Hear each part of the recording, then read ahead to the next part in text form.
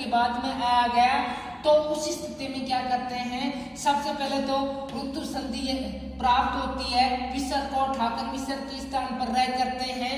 फिर यथा प्राप्त उत्तु संधि होती है तो रह के स्थान पर उ हो जाता है। फिर यथा प्राप्त ए और उ मिलकर गुण संधि होती है और ये मूल रूप शिवाचर्य मूल रूप अंत में इस प्रकार का प्राप्त होता है। तो एग्जाम में ये ध्यान नहीं रहता है तो सीधा रूप लिख सकते हो, शिव प्लस आचार्य बराबर सीधा रूप आप इसको लिख सकते हो शिवो आचार्य। इसमें रूप जो प्राप्त है वो आप लिख सकते हो शिवो आचार्य। इस प्रकार से एग्जाम में आप लिख सकते हैं। इसके बाद में देखो उत्तु संधि के बाद में दूसरी संधि देखो सत्तु संधि। विसर्ग संधि में दूसरी संधि देखो सत्तु संधि। इसको ध्यान से देखना, 3 स, इसमें 3 स की कहानी है, स स्लेट वाला, स सलगम वाला और स षटकोण वाला, ये 3 स होते हैं। देखो प्रथम पद में विसर्ग आए और विसर्ग के बाद में तय और थ आने पर, विसर्ग के बाद में तय और थ आने पर विसर्ग के स्थान पर स स्लेट आदेश हो जाती है। ध्यान दो इसका उदाहरण, जैसे न में विसर्ग आ गया, न में प्लस ते।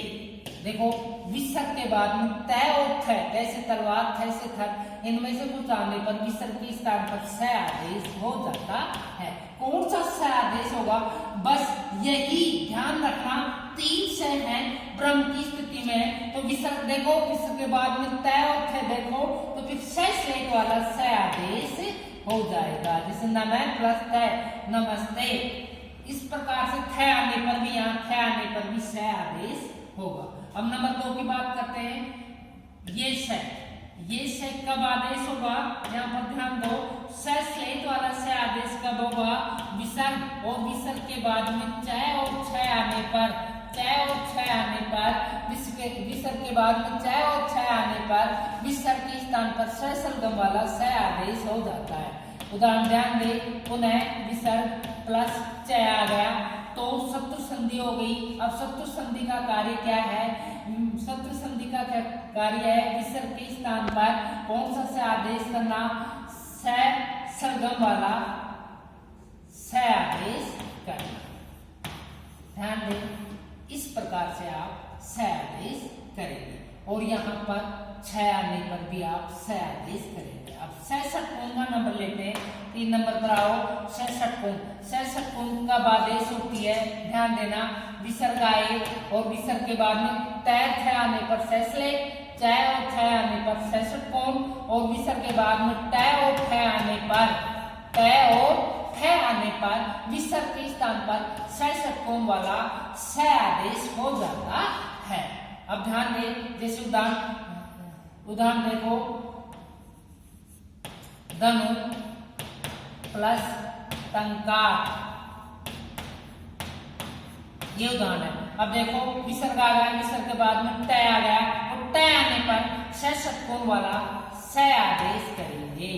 विसर्ग के स्थान पर क्या आदेश करेंगे, स आदेश करेंगे। विसर्ग को उठा दो और विसर्ग के स्थान पर स आदेश करना है। इस प्रकार 3 स की कहानी है। एक बार फिर से देखो, तय थ आने पर विसर्ग के स्थान पर स स्लेट वाला स आदेश करते हैं, च और छ आने पर विसर्ग के स्थान पर स सलगम वाला स आदेश करते हैं, ट और थ आने पर विसर्ग के स्थान पर स षटकोण वाला स आदेश करते हैं। इसका नाम सत्तु संधि है।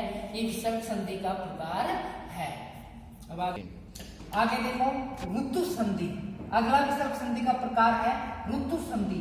ऋतु संधि का कार्य है, ध्यान दीजिए, ऋतु संधि का कार्य ये होती कब है, पहले तो ये देखो, प्रथम पद में विसर्ग से पहले ए और आ नहीं आना चाहिए, ए आ नहीं आना चाहिए, ए आ से भिन्न स्वर आए, इससे भिन्न कोई सा भी स्वर आ सकता है, इससे भिन्न कोई सा भी स्वर आ सकता है।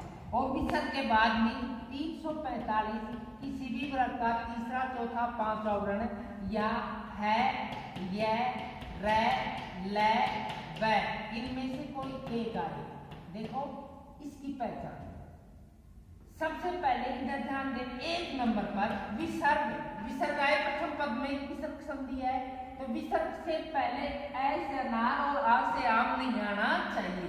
अब बड़ी सी है तो इसमें ऐ आ को अलावा बड़ी ई है तो ऐ आ से बिन कोई सा भी स्वर आए और आगे आगे 345 है या स्वर आए है या स्वर आए तो ऋतु संधि होती है। अब आगे स्वर आ गया, स्वर नहीं आए तो इनमें से कोई एक आए तो कौन सी संधि होती है?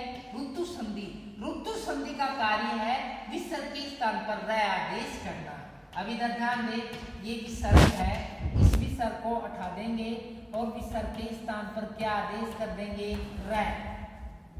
ऋतु संधि विसर्ग के स्थान पर क्या आदेश करती है? ये रै। आगे जो है वो ऐसे के ऐसे लिखते हैं, ध्यान दे। स्वर व्यंजन आ गए, आधा अक्षर आ गया, आधा रै में ही जोड़ना है। इधर ध्यान दे सभी छात्र, आधा रै में ही जोड़ेंगे आप, तब मही सी, आधा रै में ही जोड़ो री, कौन सी री होगी? छोटी री। इस प्रकार महिषी रूप होता है। ये आने पर ऋतु रै का आगमन होता है, ऋतु संधि होती है। देखो अंतिम संधि है विसर्ग लोप। विसर्ग लोप कब होता है? विसर्ग संधि में विसर्ग लोप कब होता है? तो ध्यान दें, से प्लस इच्छति, ध्यान देगा। प्रारंभ में विसर्ग से पहले ए और बाद में, प्रारंभ में शुरू है उसमें विसर्ग से पहले ए और बाद में ए आ से भिन्न स्वर आए, ए आ को छोड़कर कोई सा भी भिन्न स्वर आए तो विसर्ग का लोप होता है। क्या होता है? ऐसी स्थिति में आप क्या करेंगे? ऐसी पोजीशन जहां पर आ जाए तो विसर्ग का लोप होता है। से इच्छति, से इच्छति। इस प्रकार से ये बोर्ड के जो एग्जाम है उनमें व्यंजन संधि और विसर्ग संधि आती है, तो इस प्रकार से आप पहचान करें और इनको इस प्रकार से आपको सिद्ध करना है।